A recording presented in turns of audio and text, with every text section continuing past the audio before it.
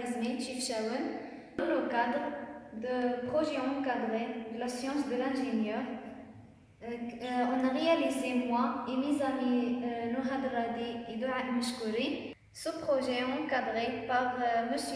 Zakaria Rachidi, qui est le prof de la science d'ingénieur.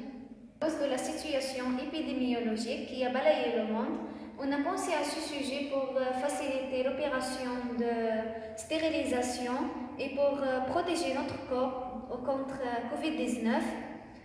Je cède la parole à mon ami Nouhad Radi.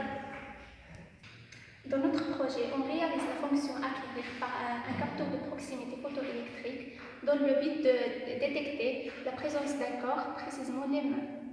Et la fonction traitée, elle se réalise par une carte Arduino programmable Nano pour gérer et traiter les informations. Et pour la dernière fonction de la chaîne d'information communiquée, on utilise des fils de type logique tout ou rien. Pour la chaîne d'énergie, on utilise juste l'énergie du secteur pour l'alimentation du projet et on convertit l'énergie par un transistor qui envoie l'énergie à un préactionneur qu'on convertit l'énergie électrique à celle mécanique et pour la fonction de transmettre, on utilise des tuyaux de peur qu'elle fait la transmission du gène.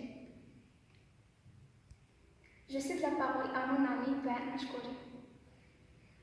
Le diffuseur automatique du gel hydroalcoolique est un système automatique, ça veut dire l'on n'interfère pas à ce système. C'est pourquoi il compte sur les capteurs qui ont le rôle de détecter la présence des mains de l'utilisateur. Cette action est traitée par la carte Arduino, qui est une carte électronique programmable équipée d'un microcontrôleur qui permet à partir de l'événement détecté par le capteur de commander les actionneurs et tout cela pour que les stérilisateurs atterrissent sur les mains de l'utilisateur pour avoir des mains stérilisées. Tout d'abord, je vais parler de constitution de ce système.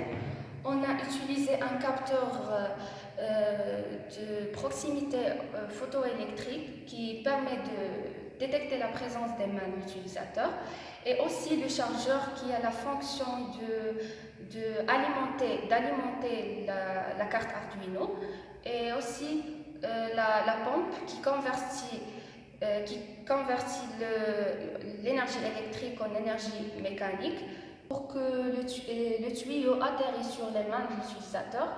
Et je répète toujours que la fonction principale de ce système est stériliser les mains de l'utilisateur. Pour conclure, on a pu fabriquer notre projet et on a vraiment bénéficié en obtenant plusieurs compétences qui vont nous aider beaucoup dans notre carrière académique.